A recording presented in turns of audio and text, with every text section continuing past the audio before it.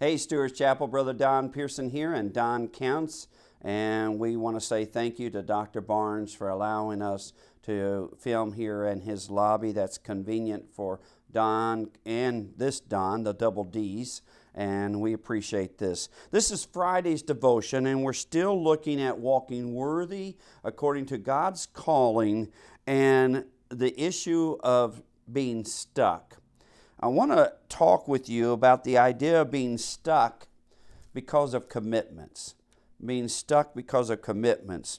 Now, a spirit of commitment sounds good, but even before I say anything, and it doesn't really deal with it in this scripture, but one of the reasons why you and I are to be careful about making our vows or promises and commitments are because we really don't know what God has in store for us tomorrow. And sometimes we make commitments or vows that should have never been made. And those commitments that we made out of the flesh, out of not knowing what God was going to do tomorrow, can actually prevent us from saying yes to the Lord when He does call us to do something. I want you to look at Matthew chapter 8, verse 18 through 22. Now, this is shortly after the Sermon on the Mount. Jesus has done several healings. And so in Matthew 18, it says, "And when Jesus saw great multitudes about Him, He gave a command to depart to the other side. And then a certain scribe came and said to Him, 'Teacher, I will follow you wherever you go. I will follow you wherever I go.' And Jesus said to him, 'Foxes have holes and birds of the air have nests, but the Son of Man has nowhere to lay His head.' Then another of His disciples said to Him," that phrase, another of His disciples, these are not one of the 12 that He hasn't even gotten to the place of choosing them yet. But then another one who has been following Jesus said to Him, 'Lord, let me first go and bury my dead.' But Jesus said to him, 'Follow me, and let the dead bury their own dead.'" It's shortly after this that in the Synoptic Gospels that Jesus, it is recorded of Jesus in the boats with Peter, James, and John, and Andrew. And there's a great fish, and it's in that boat that Peter falls down to Him and worship Him, and Jesus says to him, "You will become a fisher of men." It is at that moment that Peter, James, and John, and Andrew leave their boats, leave their nets, leave their family. They leave everything, and they go follow Jesus. I believe that Peter, Andrew, James, and John were men of commitment. They had commitments to their families, to their wives, to their families, and to their fathers. They had a commitment to their town and village. But when Jesus called them to follow Him, they let go of everything. They chose a greater commitment over another commitment. One of the biggest things that it has always been hard for me to communicate to individuals is the calling to international missions. Now, I recognize that the calling to North American missions or home missions is a God called. But there is a difference between being asked to move from Illinois to Tennessee or Illinois to Texas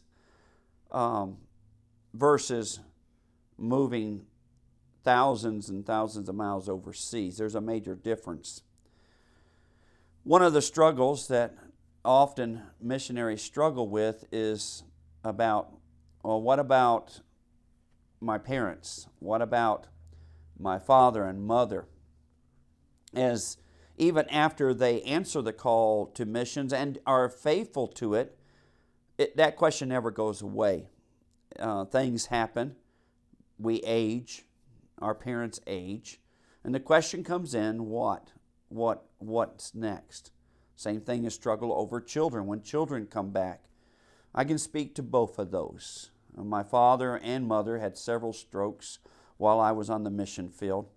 Trisha's father had several health issues while we were on the mission field, and both of our children came home while we were on the mission field. We went through the emptiness on the mission field. I tell people today that I am living in God's second best. Now, I don't have a lot of time to unpack that. What I basically mean by that is God never intended for us to leave the international mission field. We left. We left and pleaded with the Lord to release us. He did. I've had a fruitful ministry in the States since we've been back. God has blessed. But I recognize that it wasn't His first choice for us. That God, out of His gracious and loving and long-suffering with us, He allowed that. There are many days that I wonder what it would have been in His first choice. I find that as Christians we do that a lot, and it don't have to be in missions. We often create situations where we are found living in God's second or even third or fourth best, not where He intended for us. Now I can tell you this, God can redeem the second and the third. I've seen that happen in families and individuals' lives. These two men that Jesus talks about, they both said to Jesus, in relationship to following Him, I have things to do. Now the one basically is hesitant because he really liked to have a place to sleep, to stay, and eat regularly. And Jesus says, well, I don't have that. And that was enough. He was more committed to making sure he had a good night's sleep, good food to sleep. By the way, I know a lot of people that have said no to even a short-term mission trip because it would disturb their sleep and it would disturb their food. I want to tell you that's about the saddest testimony I can think of, is a person to refuse to be obedient because they might lose some sleep or they might have to eat something they don't like. The other guy, though, says, I'll go, but I need to go home and bury my father. Now, his father's not dead yet. He hasn't even died. It's not like it is there. His father is definitely of age, but I guarantee it, Peter and Andrew, James and John, and most of the other disciples, their fathers would have been of age. Basically, this guy is saying, not now. Commitments that we make sometimes can slow us down. Did you make a commitment to something that was never God intended? And is it holding you back?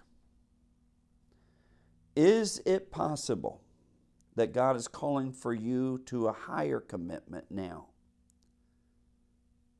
If it is, choose the commitment that the Lord calls. You need to be unstuck.